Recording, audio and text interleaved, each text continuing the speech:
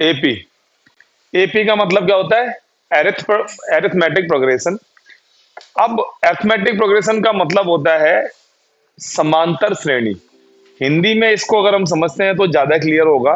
समांतर समांतर श्रेणी, कुछ इस तरीके से इसका नाम होता है। अब इस समांतर श्रेणी को एक्चुअली में हम कुछ ऐसे लिख सकते हैं, समान अंतर यानी कॉमन डिफरेंस। क्या बोल सकते हैं हम इसे? कॉमन डिफरेंस, जिनके बीच में डिफरेंस एक जैसा हो। श्रेणी मतलब सीरीज, समांतर श्रेणी मतलब सीरीज, कोई भी सीरीज या श्रृंखला कह सकते हो इसे आप। तो इसे हम कहते हैं समांतर श्रेणी यानी कि अरिथमेटिक प्रोग्रेशन, एपी। तो जब तक हमें एपी का एक्चुअल मीन नहीं पता होगा, हम तो फॉर्मूले रटने में लगे रहेंगे कि इसका फॉर्मूला याद कर लो, A N equals to A plus N minus one into D. हर बार यही हम जो है रट्टा लगाते हैं, बट ये रटना तो बहुत ज्यादा दिन काम नहीं आता, हम भूल जाते हैं उसे। तो मेरा एपी को पढ़ाने का ये तरीका है कि हम एपी को पढ़ाने के बजाय मैं तुम्हें सिखा दूं कि ये आखिर होता क्या है। जैसे अगर मैंने कोई नंबर लिया 8, 11, 14, 17, तो इसको अगर आप देख रहे हो, इन सबके बीच में गैप इक्वल है कि नहीं? गैप इक्वल, 3 का गैप आ रहा है, इसमें भी 3 का गैप है, इसमें भी 3 का है, 3 का, और ध्यान देना +3 का है, न कि नेगेटिव, या -3 भी होता तो भी कोई दिक्कत नहीं थी, बट अभी फ्लक्स 8 और 3 11, 3 14 और 3 17। तो इसमें 3 का गैप है, मतलब हर एक अगली टर्म और पिछली टर्म जो दोनों के बीच का डिफरेंस है वो क्या आ रहा है? कॉमन आ रहा है। तो ये एपी है। इसे मैं क्या बोलूंगा? Yes, this series is an AP. ये जो श्रृंखला है ये अरिथमेटिक प्रोग्रेशन यानी कि समांतर श्रेणी है। अब ये हमने देखी, ये है बढ़ते हुए टर्म में। क्या सर ये घटती हुई होगी तो भी ये एपी होगी? बिल्कुल। अगर ये घट रही होगी यानी कि डिक्रीजिंग ऑर्डर में होगी तो भी ये एपी होगी। फर्क कितना है अब इनमें? -3 का कॉमन डिफरेंस आ गया, प्लस की जगह क्या हो रहे हैं? ये माइनस हो रहे हैं। तो यस, ये भी हमारी समांतर श्रेणी है, ये भी हमारी एपी है। तो ये दोनों ही हमारी एपी हैं। अब इस एपी के अंदर सपोज हम इस प्लस वाली टर्म को लेकर के चलते हैं, जिसको हमने एपी बताया कि यस ये एपी है। तो इस एपी में हम देखते हैं कि जो पहली टर्म है इसे, अब पहली टर्म है तो नेचुरली इसको हम यही बोलेंगे फर्स्ट टर्म, ठीक है? हिंदी में पहला पद फर्स्ट टर्म हो गई। वैसे इसे हम ए से डिनोट करते हैं, ए, ठीक है? अब दूसरी टर्म के लिए मैं क्या करूंगा? इसमें एक डिफरेंस यानी एक 3 को प्लस कर दूंगा। तो एक तो ए, दूसरा मैंने क्या प्लस कर दिया? 3, यानी एक डी को। यहां पर जो डी है, डी मतलब डिफरेंस यानी कॉमन डिफरेंस, ये हम डी से दिखाते हैं, कॉमन डिफरेंस। कॉमन डिफरेंस है मेरा मतलब, वैसे तो ये डिफरेंस है, कॉमन वर्ड इसे लगाया क्योंकि ये सब में सेम होता है, ठीक है? तो कॉमन डिफरेंस यानी डी। तो हमने इस दूसरी टर्म को निकालने के लिए ए में एक डी को प्लस करा तो 11 आ गया। एक और डी प्लस कर देंगे तो तीसरी टर्म आ जाएगी, एक और डी प्लस कर देंगे तो चौथी टर्म आ जाएगी। तो इसीलिए हम इनको कुछ इस तरीके से लिख करके दिखाते हैं कि पहली टर्म मतलब ए, दूसरी टर्म मतलब ए प्लस डी, थर्ड टर्म मतलब ए प्लस 2d, फोर्थ टर्म मतलब ए प्लस 3d, सो ऑन। यानी पहली टर्म तो ए है ही, फर्स्ट टर्म नाम ही है उसका। दूसरी टर्म में एक डी प्लस कर दिया यानी 3 प्लस कर दिया। तीसरी टर्म के लिए एक और डी प्लस कर दिया, चौथी टर्म के लिए एक और डी। यानी जिस भी टर्म की हम बात करते हैं उसको फाइंड करने के लिए एक तो हमारे पास ए होता है, और जो डी होते हैं वो जोन सी टर्म निकाल रहे हैं उससे एक कम होता है। जैसे अगर मुझे निकालनी है थर्ड टर्म, तो थर्ड टर्म के लिए एक तो ए हो गया यानी फर्स्ट टर्म, और डी कितने हो गए? 2, क्योंकि तीसरी टर्म निकालनी है तो एक तो ए हो गया और 2 बार क्या हो गया? डी हो गया। ऐसे अगर मुझे 8th टर्म निकालनी है तो a प्लस 7d, एक तो a हो गया और 7 बार d प्लस हो गया। ठीक है, मान लो मुझे 100 टर्म निकालनी है तो a प्लस 99d, एक तो a हो गया और 99 टाइम्स d हो गया।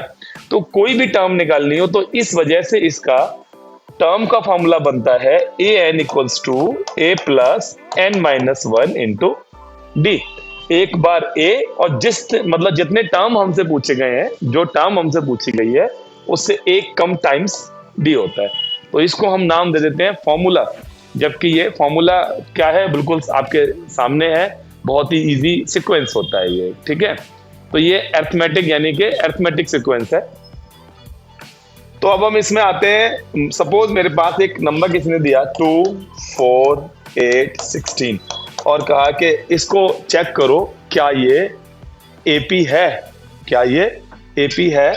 तो हमने इसको किस तरीके से चेक करना है, ए इज 2 एंड डी हम यहां पर फाइंड करेंगे, डी होता है A2 माइनस A1 और नेक्स्ट डी फिर निकालेंगे A3 minus A2, next D फिर निकालेंगे A4 माइनस A3।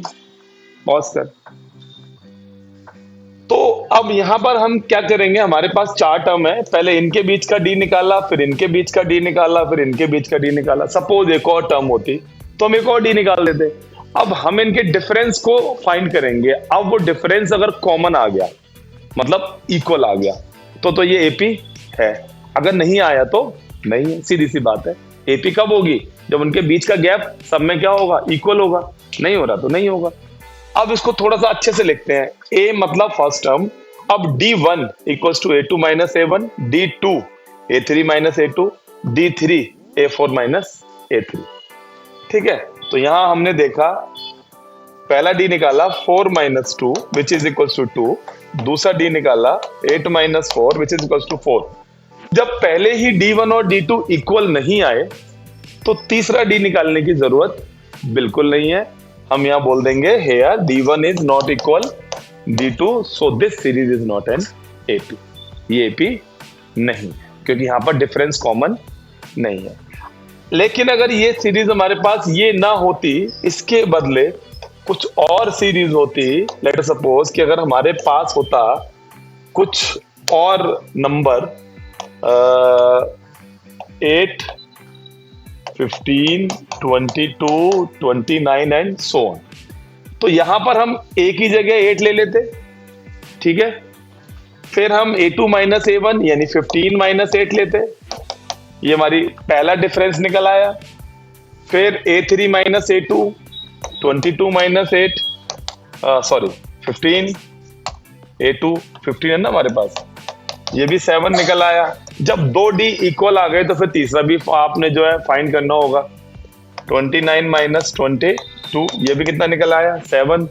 फिर उसके बाद सो ऑन है, तो इसका मतलब आप यहाँ लिखोगे कि here D1 equal D2 equal D3, so difference is common here, difference is common here, so this series is an AP।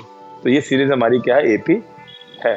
तो बड़ा इजी है इसको कर पाना, और इसको समझ पाना तो उससे भी ज्यादा इजी है। तो AP ये होती है हमारे पास। ठीक है, अब इस AP में हम बात करते हैं सम ऑफ AP। किसकी बात करते हैं? सम ऑफ AP की, कि किस तरीके से हम सम फाइंड कर सकते हैं इसकी टर्म्स का। तो एक एग्जांपल हम यहां पर लेते हैं। 5, 4, 9, 13, 17, सपोज ये हमारे पास एक AP है। अब या तो मुझे इन्होंने कहा होगा कि चेक करो ये AP है, फिर तो मुझे D1, D2, D3 इक्वल आपको बताने होंगे।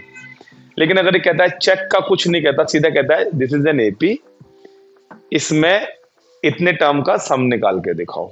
ठीक है, तो मान लो ये हमसे इन 4 टर्म का सम पूछ रहा है। कितने टर्म का सम पूछ रहा है? 4 टर्म का। तो हमारे पास एक फॉर्मूला होता है Sn equals to n/2 2a plus n-1 into D. दिख गया सबको? तो n मतलब इसने कितने टर्म बोले हैं? 4 टर्म। तो n की जगह क्या लिखेंगे? 4। a मतलब होता है फर्स्ट टर्म, अभी आपको बताया था a मतलब क्या होता है? First term. तो यहां पर फर्स्ट टर्म है 5, तो 2a यानी 2 इंटू 5, 2 इंटू a, फिर प्लस n, फिर n कितना है हमारे पास? 4 टर्म का सम पूछा है।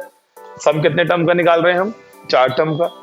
तो 4 - 1 इंटू डी। डी मतलब है कॉमन डिफरेंस, जो मैंने अभी निकाला नहीं है, मैं यहां निकाल के बताता हूं। D is a2 - a1 which is 9 - 5, यानी ये भी कितना आया? ये भी 4 आ गया, यानी 4 आ गया। तो मल्टीप्लाई बाय 4। अब हम क्या करेंगे इधर? 2, इन दोनों को कैंसिल कर दिया, 2 आ गया अंदर। 2 5 जा 10, 4 में से 1 गया 3, 3 4 जा 12। ये हमारे पास एक टर्म आ गई 2 इंटू 22, और तो टोटल सम आ गया 44। चेक करते हैं, 13 और 17 को सम करेंगे 30 आ जाएगा। 30 में 9 प्लस करेंगे 39 हो जाएगा। 39 में 5 प्लस करेंगे 44 हो जाएगा। तो नॉर्मल भी जोड़ रहे हैं तब भी 44 आ रहा है, और इस फॉर्मूले में रख के प्लस कर रहे हैं तो भी 44 आ रहा है। इसका मतलब ये इसका फॉर्मूला हमने बिल्कुल करेक्टली वेरीफाई कर दिया। अब हम बोलेंगे सर जब 4 ही टर्म है और 1 नंबर का क्वेश्चन आ रहा है और जोड़ पूछा है तो ऐसे क्यों करें? 1 2 3 4 प्लस करके कर देंगे तो 1 नंबर में कर सकते हो, लेकिन ये आपसे 4 टर्म का सम नहीं पूछेंगे, पूछेंगे 20 टर्म का सम बताओ। अब 20 टर्म क्या लिखोगे? 20 तक जाओगे फिर उन्हें प्लस करोगे, शाम हो जाएगी। ठीक है, शाम को करोगे तो सुबह हो जाएगी। तो ऐसे केस में हमें यही फॉर्मूला लगाना होता है, S20 करके हम सॉल्व कर देते हैं। फिर इसके बाद एक और फॉर्मूला हम इसका आपको बताते हैं। इसी का हम एक और फॉर्मूला मैं आपको बताता हूं, आपको ये भी समझ आएगा अच्छे से। मान लो मुझे इन्होंने बोला SN सम निकालो इन 4 टर्म का। तो जब मुझे इन 4 टर्म का सम निकालना है तो इनमें पहली और आखिरी टर्म दोनों पता है, मुझे पता है ना। तो हम n/2 a प्लस l से यहां मेरा मतलब है लास्ट टर्म। आप चाहे यहां l लिखो या an लिखो, मर्जी आपकी। लास्ट टर्म को an भी आप जो है नाम दे सकते हो और l नाम भी दे सकते हो। तो जैसे यहां इन्होंने बोला 4 टर्म का सम निकालना है, तो 4/2 a मतलब 5 और l मतलब लास्ट टर्म यानी के 17। 2 से 2 कैंसिल, दोनों का सम करा 22 आया और मल्टीप्लाई करा तो 40। इसमें मुझे डी निकालने की जरूरत नहीं है, यानी अगर आपको पहली और आखिरी टर्म दोनों पता है फिर उन सबका सम बोला है। जैसे उन्होंने बोला पहली 20 टर्म का सम निकालो, तो मुझे पहली टर्म भी पता है और 20th टर्म भी पता है, तो दोनों टर्म को प्लस करो और इधर n/2 कर दो, आपका आंसर वही आएगा जो नॉर्मल से आता है। आगे बात समझ में? तो ये एपी के अंदर की कुछ चीजें थी जो मैंने अभी तुम्हें बताई।